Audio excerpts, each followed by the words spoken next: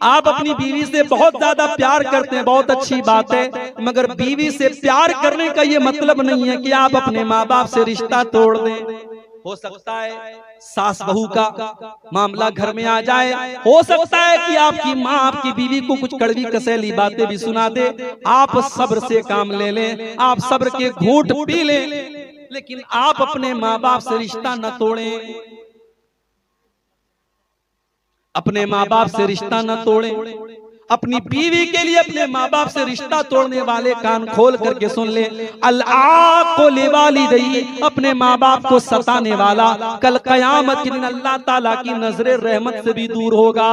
Number 2, वल मरअतुल मुतरज्जिला, और मर्दों की नकल करने वाली, मर्दों के जैसे छोटे छोटे बाल रखने वाली, और मर्दों के जैसा टाइट कपड़ा पहनने वाली, मर्दों के जैसा लिबास पहनने वाली औरत भी अल्लाह ताला की रहमत से दूर होगी। और तीसरा आदमी वद्दयूस, वो बेगैरत आदमी, अल्लज़ी युक़िर्रु फी आलिहिल खुबूसा, जिसके घर में बेहयाई का काम हो रहा है, बेगैरती का काम हो रहा है और वो बर्दाश्त कर रहा है।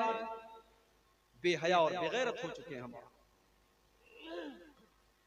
रिश्ता देखने हम जाते हैं, हमने ये तो देखा कि शेरशाबादी हम हैं, लड़की शेरशाबादी बरादरी की है कि नहीं। हमने ये तो देखा कि हम अहले हदीस हैं, लड़की अहले हदीस घर की है कि नहीं है। मगर हमने ये नहीं देखा लड़की नमाजी है कि नहीं, लड़की का कैरेक्टर कैसा है। लड़के की मां गई, लड़की गोरी चट्टी खूबसूरत, पूरे खानदान में सबसे ज्यादा स्मार्ट और ब्यूटीफुल थी। लड़के की मां निहाल हो गई, उसने आकर के कहा कि मेरी बहू बहुत अच्छी है, मैं रिश्ता फाइनल करूं। दीनदारी को नहीं देखा उसने खानदान को तो देखा, उसने लड़की के बाप का पैसा तो देखा, उसने लड़की की खूबसूरती तो देखी, मगर उसने दीनदारी को नहीं देखा। जब आपने रिश्ता करने के टाइम दीनदारी को नहीं देखा, और वो खूबसूरत लड़की जब आपके घर में बहू बन करके आई और आगे चल करके जब आपको वो सताने लगी, आपके घर का माहौल खराब करने लगी, बेपर्दा घूमने लगी, तो आपको शिकायत करने का कोई हक हासिल नहीं है, क्योंकि आपने तो बुनियाद ही गलत रखी थी। आपने तो रिश्ता देखने के टाइम दीनदारी को देखा ही नहीं था। अल्लाह के नबी फरमाते हैं, तुनकाहुल मरअतु लिअरबईन, जब किसी औरत की शादी होती है तो 4 चीजें औरत के अंदर देखी जाती हैं। ले मालिहा, माल देखा जाता है। मैं ऐसे भी लोगों को जानता हूं, लड़का कह रहा है कि मैं जहेज नहीं लूंगा, लड़की वाले प्रेशर डालते हैं तुमको लेना पड़ेगा। मैंने ऐसे भी मिसालें देखी है समाज में। लड़का खुददार है, लड़का इज्जत वाला है, लड़के ने तय किया है। अभी कल मेरे पास एक फोन आया, दिल्ली के करीब एक जगह पड़ती है हापुड़, हापुड़ का एक नौजवान लड़का, अच्छी नौकरी है उसके पास, खूबसूरत है, नौजवान है। उसने कहा शेख साहब मेरे घर वाले नहीं मानते, मैं तो कह रहा हूं कि मैं बगैर जहेज के शादी करूंगा, बगैर बारात के करूंगा, लेकिन मेरी माँ कह रही है, मेरा बाप कह रहा है जब हमने जहेज दिया है तो हम लेंगे क्यों, जब हमने अपनी बेटी को जहेज दिया है तो हम लेंगे क्यों नहीं। वो नौजवान बड़े दुख के साथ कहता है, मौलवी साहब मैंने अपने बाप को बहुत समझाया, मैंने अपने माँ बाप को समझाया कि हमारा जहेज देना हमारी मजबूरी हो सकती है, लेकिन लेना हमारी मजबूरी नहीं है। अगर मैं ये कह रहा हूं कि मैं जहेज नहीं लूंगा तो आपको राजी होना चाहिए, लेकिन मेरे माँ बाप राजी नहीं हो रहे। माफ करना मेरे भाइयों, समाज अगर आज बिगड़ा है, समाज अगर आज तबाह हुआ है, तो सिर्फ ये नई नस्ल से तबाह नहीं हुआ है, इसमें बहुत हद तक हमारे बुजुर्ग हजरात भी जिम्मेदार हैं, इसमें लड़कों की माएं भी जिम्मेदार हैं, इसमें लड़कों के बाप भी जिम्मेदार हैं, इसमें गार्जियन भी जिम्मेदार हैं। सिर्फ लड़के ही लालची नहीं होते, लड़कों के माँ बाप भी लालची होते हैं। और जहेज की लालच में आपके इलाके में यहां तक मुझे लोगों ने बताया कि शेख साहब जहेज का लालच इस कदर पैदा हो चुका है कि शादी होती है, लड़के ने पैसा भी ले लिया, 2 व्हीलर भी ले लिया, फिर कहीं और से रिश्ता आने लगा, कोई बीच का दलाल और आ गया कि फला की लड़की है, बड़ा पैसे वाली पार्टी है, बड़ा माल मिलेगा, इसको तलाक दे करके उससे शादी कर लेता है ताकि वहां से अलग पैसा ऐंठे। मेरे भाइयों, हमने शादी ब्याह को भी हमने सौदेबाजी बना दिया। हमने लड़के और लड़कियों को एक तरीके से शादी के मौके पर हमने उनका धंधा करना शुरू कर दिया।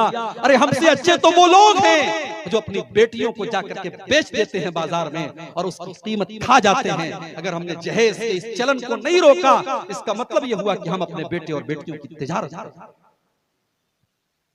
ये जहेज याद रखिए, ये तकरीर करने से खत्म नहीं होगा, तकरीर करने से खत्म नहीं होगा। ये जहेज, ये इज्तिमाई जुर्म है। ये पूरा समाज इसमें मुलव्विस है। जब तक पूरा समाज जागरूक नहीं होगा, हम और आप जागरूक नहीं होंगे, तब तक ये लानत समाज से नहीं खत्म हो सकती। आपके भारत के अंदर रोजाना 19 लड़कियों का मर्डर होता है जहेज की वजह से। साल भर का रेशियो निकालने के बाद ये गवर्नमेंट ऑफ इंडिया की रिपोर्ट है कि रोजाना 19 लड़कियां जहेज के लिए कत्ल कर दी जाती है या आत्महत्या कर लेती हैं। यानी आप सोचिए कि तकरीबन हर घंटे कोई न कोई औरत और कोई न कोई लड़की इस जहेज की भेंट चढ़ रही है। फिर भी हमारी आंखें नहीं खुल रही है मेरे भाइयों, और हम इस जहेज जैसी लानत को अपने समाज से खत्म नहीं।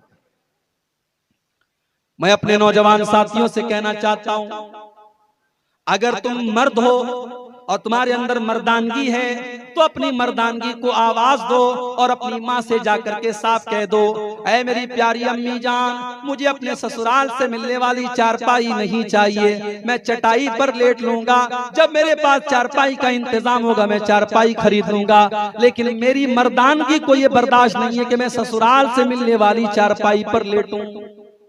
मैं छोटी मोटी अलमारी खरीद करके अपनी बीवी को दे दूंगा, लेकिन ससुराल से अलमारी के इंतजार में मैं नहीं रहूंगा।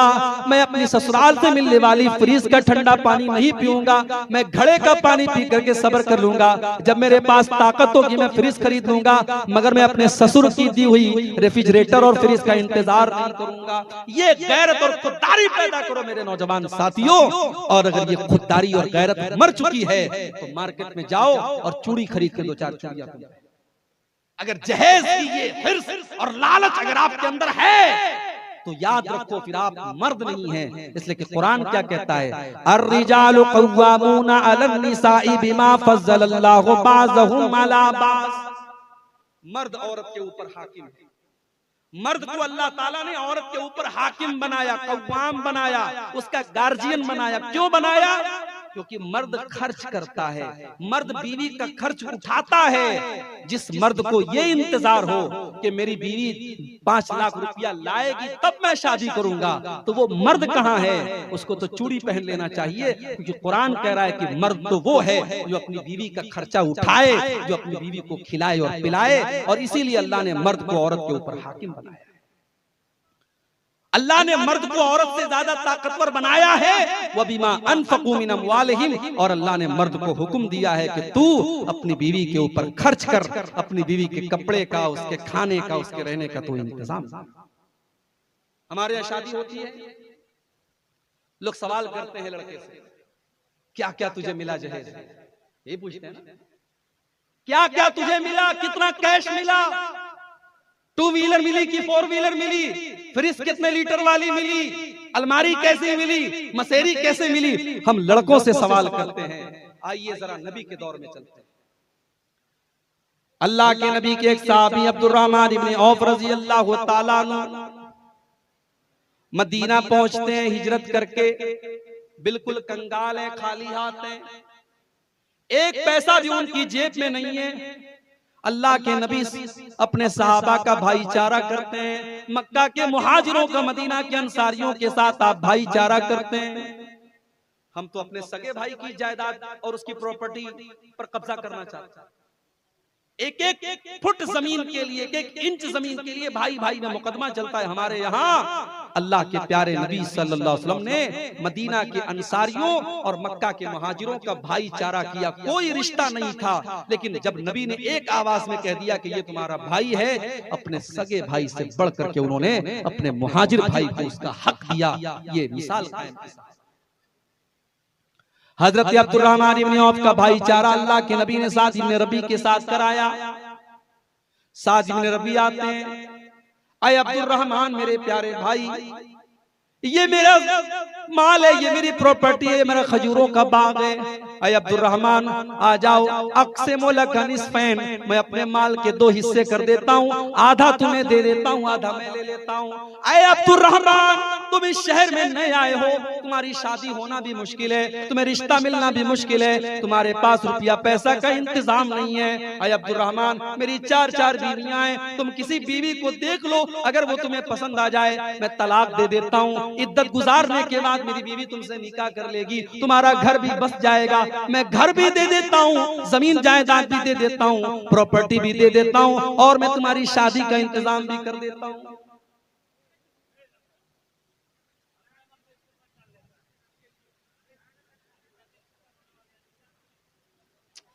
सोचिए मेरे भाई, नौकरी भी मिल रही है, छोकरी भी मिल रही है, यही तो 2 चीजें आज बड़ी इंपॉर्टेंट होती हैं। घर भी बस रहा है, जमीन जायदाद भी मिल रही है। लेकिन अब्दुर्रहमान इब्न औफ बड़े खुददार आदमी थे, उन्होंने कहा बारकल्लाहु लका फी अहलिका व मालिका। अरे यार, ये सब काम आप लोग पहले कर लो भाई, क्यों बार बार डिस्टर्ब करते हो? अब आखिरी 10 मिनट बचे हैं, उसमें आप लोग डिस्टर्ब कर रहे हैं।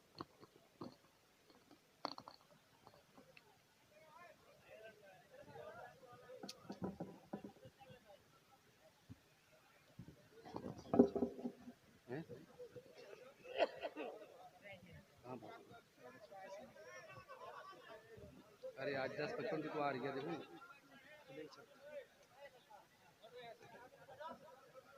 जाओ भाई, जाओ जाओ, छोड़ो उसको, जाने दो। अब्दुर्रहमान इब्न औफ रज़ियल्लाहु ताला अन्हु खुददार आदमी थे। हम और आप होते तो फ्री में मिल रहा है, जो फ्री में मिलता है उसको कौन छोड़ता है? अब्दुर्रहमान इब्न औफ कहते कि मेरे भाई, अल्लाह तेरे माल में बरकत दे, तेरे परिवार में बरकत दे, मुझे तेरी बीवी से शादी नहीं करना, मुझे तेरा घर मकान नहीं चाहिए, मुझे तेरा माल नहीं चाहिए, मैं खुददार आदमी हूँ, मैं बिजनेसमैन आदमी हूँ, मुझे तुम बिजनेस करने का रास्ता बताओ, मुझे बाजार का रास्ता बताओ, मार्केट का पता बताओ मुझे। मार्केट का पता बताया गया। अब्दुर्रहमान इब्न औफ रज़ियल्लाहु ताला अन्हु ने पनीर का और घी का कारोबार शुरू किया, और कुछ ही दिनों में अल्लाह ने इतनी बरकत दी कि अब्दुर्रहमान इब्न औफ ने बहुत पैसा कमाया और शादी भी कर ली। एक दिन अल्लाह के नबी से मुलाकात हुई, अल्लाह के नबी सल्लल्लाहु अलैहि वसल्लम ने देखा उनके कपड़े पर जर्दी लगी है। उस जमाने में औरतें खुशबू लगाती थी शादी के मौके पर, जो जर्द रंग की होती थी। अल्लाह के नबी समझ गए कि अब्दुर्रहमान ने शादी की है। अच्छा, शादी कर ली, नबी को इनवाइट नहीं। हमारे यहाँ अगर आप शादी कर लें और मौलवी साहब को, मस्जिद के इमाम साहब को ना बुलाएं तो इमाम साहब आपके खिलाफ जुमा पढ़ा देंगे। ये हम मुझको बुलाए नहीं शादी में। शादी कर ली, अल्लाह के नबी को पता भी नहीं चला। आपने पूछा कि शादी की हो क्या? हाँ अल्लाह के नबी, मैंने शादी की। नबी ने अगला सवाल किया, कम सुख्ता। गौर करो, अल्लाह के नबी ने ये नहीं पूछा कि अब्दुर्रहमान तुमको जहेज में क्या क्या मिला।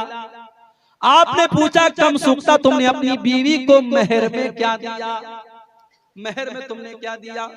कहा अल्लाह के नबी, ज़िनतन नवातिम मिन ज़ाबिन, मैंने सोने की खजूर की गुठली के बराबर मैंने सोना अपनी बीवी को दिया है। अल्लाह के नबी समझ गए कि अब्दुर्रहमान ने पैसा कमाया है। आपने फरमाया औलिम वलौ बिशातिन, ऐ अब्दुर्रहमान तुम जल्दी से वलीमा करके हमको दावत खिलाओ। अगर बकरी का वलीमा कर सकते हो तो बकरी का वलीमा कर लो।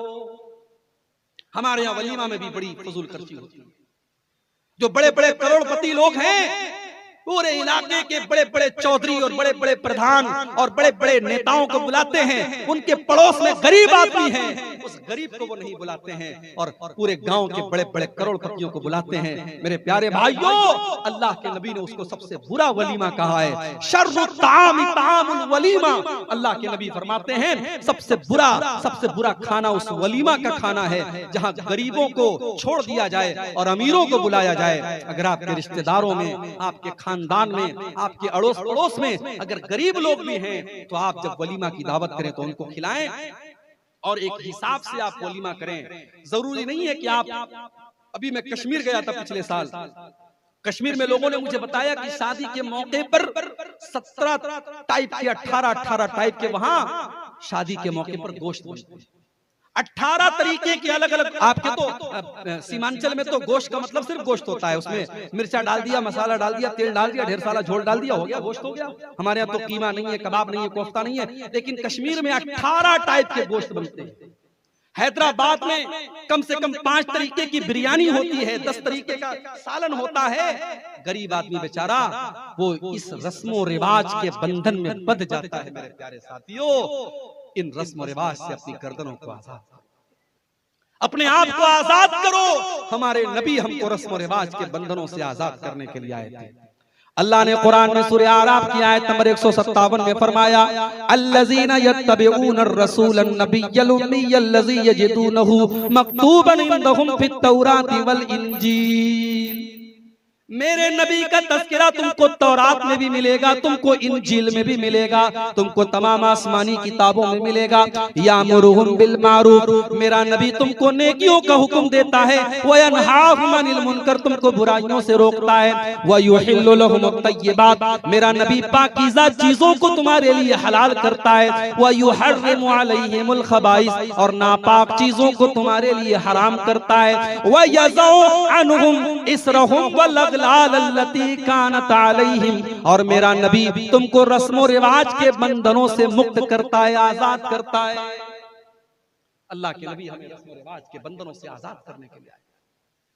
1400 साल पहले अरब की धरती पर जब लड़की पैदा होती थी, उस लड़की को भी लोग कलंक मानते थे और उस लड़की को जिंदा जमीन में जाकर के गाड़ देते थे।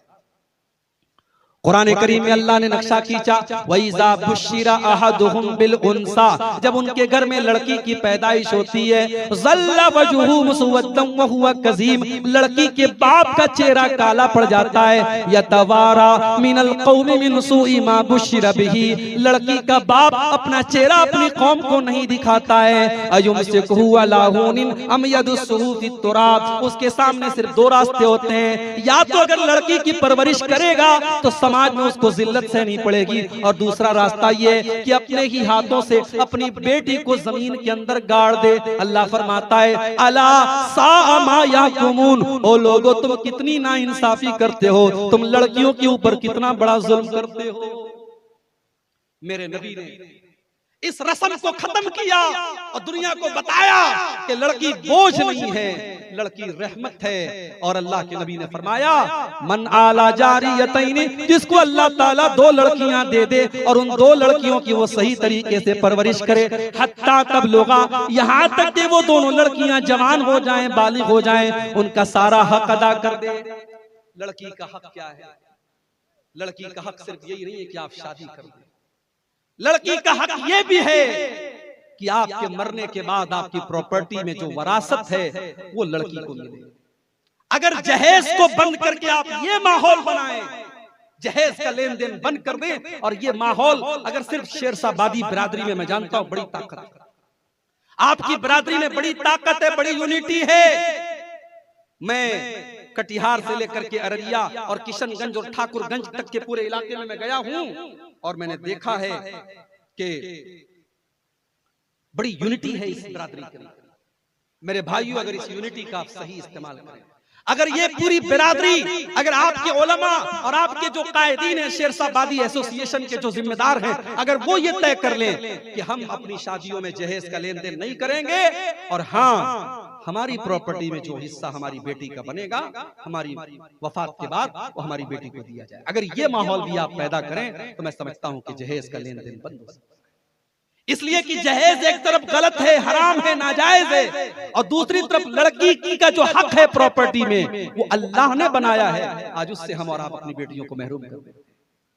लिर्रिजालि नसीबुम मिम्मा तरकल वालिदानि वल अक़रबून वलिन्निसाई नसीबुम मिम्मा तरकल वालिदानि वल अक़रबून। अल्लाह फरमाता है कि जिस तरीके से अपने माँ बाप के तरके में लड़के का हिस्सा है, उसी तरीके से अपने माँ बाप के तरके में लड़कियों का भी हिस्सा है।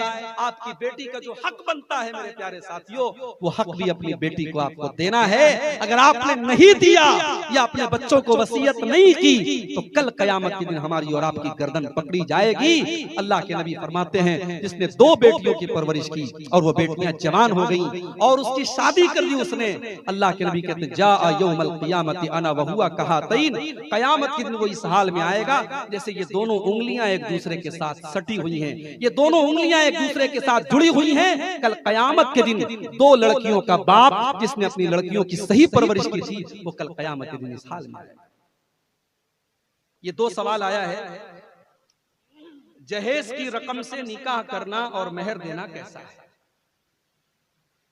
जाहिर है मेहर देना शौहर का हक है और वो उससे रकम लेकर के दे रहा है, तो अब शरई एतबार से हम ये तो नहीं कह सकते कि ये हराम और नाजायज। यहां आपने जो हक आपका था वो आप लड़की वालों से ले रहे हैं, इसलिए ये बिल्कुल गलत है। आपकी जिम्मेदारी थी कि आप मेहर का इंतजाम करते, आपने लड़की वालों से ही लेकर के उसको मेहर दे दिया, तो आपने मेहर दिया का, आपने तो उन्हीं का पैसा उन्हीं को लौटा दिया। इसलिए ये बिल्कुल गलत रस्म है, इसको आप खत्म करें, ये बिल्कुल जुल्म है और निकाह के मकसद के खिलाफ है। निकाह में मेहर की जो जिम्मेदारी है वो मर्द की बनाई गई। अगर निकाह गलत है और मेहर भी अदा न हुआ तो फिर वो रिश्ता कैसा रहेगा? देखिए मेहर तो अदा हो जाएगा, लेकिन ये चीज गलत है। लड़के को चाहिए कि वो मेहर की जो रकम उसने दी है, वो चूंकि उसने अपनी जेब से नहीं दी है, लड़की वालों से लेकर के दी है, उसको चाहिए कि वो जल्द से जल्द इंतजाम करके अपने पैसे से और अपनी कमाई से अपनी बीवी को मेहर दे, ताकि उसका मेहर सही तरीके से अदा हो। लेकिन चूंकि मेहर के मामले में बड़ी गुंजाइश है, मेहर रुपया पैसा के जरिए भी हो सकता है, मेहर सोने चांदी के जेवर के जरिए भी हो सकता है। ऐसा भी हुआ है कि एक सहाबी को कुरान की सूरतें याद थी, उन्होंने इस शर्त पर अल्लाह के नबी ने उनका निकाह कर दिया कि तुम कुरान की ये सूरतें अपनी बीवी को सिखा देना। उन्होंने अपनी बीवी को कुरान सिखा दिया और वो कुरान का सिखाना ही उनका मेहर बन गया। उम्मे सुलैम रजी अल्लाह ताला अन्हा का निकाह हजरत अबू तलहा के साथ हुआ और उनके निकाह का मेहर ये था। उम्मे सुलैम ने कहा, अगर आप इस्लाम कबूल कर लें और मुसलमान हो जाएं तो मुझे अलग से कोई मेहर नहीं चाहिए, आपका इस्लाम कबूल कर लेना ही मेरा मेहर बन जाएगा। तो मेहर के मामले में गुंजाइश है, मेहर में बहुत सारी चीजें हो सकती हैं। अगर किसी जगह ऐसा हुआ है कि लड़की वालों से पैसा लेकर के मेहर दिया गया है, तो शौहर को चाहिए एज सून एज पॉसिबल, जितना जल्दी मुमकिन हो मेहर की रकम का इंतजाम करे और बीवी को मेहर दे। तो मेरे भाइयों, ये जो जहेज की रस्म है, इसको अगर हमने बंद नहीं किया तो इसके जिम्मेदार हम सब माने जाएंगे, पूरा समाज माना जाएगा। बनी इस्राइल के ऊपर लानत की गई इसीलिए, कानू ला यतनाहुना अन मुनकरिन फ़अलू, जब बनी इस्राइल के बीच में कोई गलत काम होता था वो एक दूसरे को मना नहीं करते थे। मैं कहता हूं उलमा तय कर ले, हम निकाह नहीं पढ़ाएंगे, उलमा तय कर ले। अगर जमीयत ये तय कर लेती है मैं फला मदरसे को तौसिया नहीं दूंगी और वो नहीं देते तो मदरसे वाले परेशान होते हैं कि नहीं? उलमा तय कर लें, आपके शेरशाबादी को उलमा तय कर ले, हम निकाह नहीं पढ़ाएंगे जहां जहेज का लेन देन। एक जमाना था हमारे बनारस में भी शादी ब्याह में ढोल ताशे बजते, बारात निकलती थी, ढोल बजता था, नाच गाना होता था मुसलमानों के दरमियान। उस जमाने में उलमा ने मिल करके फतवा दिया ये हराम है और हम निकाह नहीं पढ़ाएंगे। उलमा ने एक्शन लिया और आज बनारस से वो लानत खत्म हो गई। मेरे प्यारे साथी, आपकी बरादरी से भी जहेज की ये लानत खत्म हो सकती है। मेरे भाइयों, वो आदमी जो अपनी जवान बेटी आपको दे रहा है, उसके दिल पर क्या गुजर रही, कभी सोचा है आपने? कहने को तो लड़की की शादी खुशी का दिन है, लड़की की शादी हो रही है, लड़की का बाप दावत खिला रहा है लोगों को, मगर कभी उस लड़की के बाप के दिल से जाके पूछो, जिस बेटी को उसने मोहब्बतों से पाला था, इस लड़की की आंखों में कभी आंसू नहीं आने दिया, जिसको पढ़ाया लिखाया, जिसकी हर डिमांड को पूरा किया, आज उस लड़की को अल्लाह का नाम लेकर के तुम्हारे हवाले कर रहा है। एक कलमे की बुनियाद पर, एक निकाह की बुनियाद पर उस लड़की को तुम्हारे हवाले कर रहा है, और तुम इतने बड़े बेगैरत हो कि उस लड़की के बाप से तुम जहेज की डिमांड कर। वो बेचारा अपना घर मकान बेच के, अपना खून बेच के तुम्हें जहेज दे। मेरे भाई, इस्लाम को छोड़ दो, कुरान को छोड़ दो, अपनी अक्ल से सोचो, अपनी कॉमन सेंस से सोचो कि जहेज की डिमांड करने वाला कितना बड़ा जालिम है, कितना बड़ा हैवान है, इंसानियत से गिरी हुई है। और एक आखिरी वाकया सुना करके बात खत्म कर रहा हूं। इस जहेज ने कितने लोगों की जान ली है। बड़ा मशहूर वाकया, आपने तकरीरों में भी सुना होगा। वाकया ये किताबों में लिखा है, अल्लाह आलम इसकी हकीकत क्या है, कोई ऑथेंटिक प्रूफ नहीं है, लेकिन किताबों में ये वाकया दर्ज है। क्योंकि ये वाकया नबी के ताल्लुक से नहीं है, सहाबा के ताल्लुक से नहीं है, बात का वाकया है, बयान किया जा सकता है। हिंदुस्तान का उर्दू जुबान का बहुत बड़ा मशहूर शायर गुजरा है, मीर तकी मीर। उसकी सीरत निगारों ने, उसकी जिंदगी के बारे में लिखने वालों ने, उसकी लाइफ स्टोरी लिखने वालों ने लिखा, मीर तकी मीर की एक बेटी थी, बड़ी खूबसूरत थी, पढ़ी लिखी थी, बड़ा लाड प्यार से पाला था उसने। रिश्ता तलाश कर रहा था, रिश्ते जितने मिल रहे थे सब में जहेज की डिमांड हो रही थी। एक रिश्ता मिला, रिश्ता अच्छा था, जहेज की लंबी चौड़ी डिमांड थी। मीर तकी मीर ने मजबूर होकर के कहा, ठीक है, हम आपकी सारी डिमांड पूरी करेंगे। रिश्ता तय हो गया, शादी की तारीख पड़ गई। मीर तकी मीर घर आया, अपनी बेटी के जहेज की लिस्ट उसके हाथ में है। वो सोच रहा है कि अपनी बेटी के जहेज की डिमांड मैं कैसे पूरी करूं। मेरे पास तो इतनी दौलत नहीं, मैं तो शायर आदमी हूं, मेरे पास तो इनकम का कोई सोर्स भी नहीं है। उसने अपने घर को बेच दिया। उसने कहा, मेरी एक ही बेटी है, उसकी शादी हो जाएगी, मैं किराए के मकान में रह लूंगा, मैं कहीं भी रह लूंगा, मैं अपने मकान को बेच करके अपनी बेटी की खुशियों को खरीद लेता हूं। उसने मकान को बेच दिया, बेटी को खबर लगने नहीं दी। अपने मकान का सौदा कर लिया और मकान जिसको बेचा था उससे ये तय कर लिया कि जब तक मेरी बेटी की शादी नहीं हो जाती तब तक मैं मकान खाली नहीं करूंगा। सौदा तय हो गया, खरीदार ने इसको पैसे भी दे दिए, इसने बेटी के जहेज का सारा इंतजाम कर लिया। शादी की तारीख आ गई, शादी की तारीख आ गई और मीर तकी मीर की बेटी दुल्हन बना दी गई, सजा दी गई, संवार दी गई, ज़ेबो ज़ीनत उसकी कर दी गई। लेकिन शादी के दिन मीर तकी मीर की बेटी को भनक लग गई कि मेरे बाप ने मेरी खुशियों के लिए अपने आशियाने को बेच डाला, अपने घर को बेच डाला, अपने घर को सौदा करा लिया। मीर तकी मीर की बेटी के दिल पर चोट, और हर बेटी के दिल पर चोट लगती है जिस बेटी को यह पता चलता है कि मेरे बाप ने मेरे जहेज को पूरा करने के लिए कर्जा लिया है, बैंक से लोन लिया है, लोगों से कर्जा लिया है। उस बेटी के दिल को चोट लगती है मेरे भाई। कभी कभी वो बेटी सोचती है कि मैं इतनी बड़ी बोझ बन गई अपने बाप के लिए, मेरा बाप मेरी खुशी के लिए कर्जा ले रहा है, लोन ले रहा है बैंक से। मीर तकी मीर की बेटी के दिल को चोट, उसने बाप के सामने जाहिर नहीं होने दिया। लेकिन शादी हो रही है, शादी की खुशियों का माहौल है, लेकिन अंदर से वो बेचारी भूल रही है, उसका दिमाग टेंशन में है, उसका दिल इस्तराब में है कि मेरे बाप ने मेरी खुशियों के लिए अपना घर बेच दिया। मीर तकी मीर की बेटी की शादी हो गई, ससुराल लाई गई, अपने शौहर के कमरे में पहुंचाई गई। शादी की पहली रात है, शबे ज़ुफ़ाफ़ है, सुहाग रात है, खुशियों की रात है। लेकिन मीर तकी मीर की बेटी के दिल और दिमाग में टेंशन चल रही है। उसका शौहर जब उससे मिलने के लिए आता है, देखता है मेरी बीवी की आंखों में आंसू है, पूछता है क्या बात है। मीर तकी मीर की बेटी कहती है कि आपके घर वालों की डिमांड को पूरा करने के लिए मेरे बाप ने अपना मकान बेच डाला था। और इतना कहते कहते वो रोने लगी और उसके दिल को ऐसा सदमा लगा, मीर तकी मीर की बेटी का हार्ट अटैक हो गया, उसके दिल की हरकत रुक गई और ऑन द स्पॉट उसका इंतकाल हो गया, मर गई। शादी की पहली रात मर गई। सुबह हुई, मीर तकी मीर को खबर मिली बेटी का हार्ट अटैक हो गया, इंतकाल हो गया।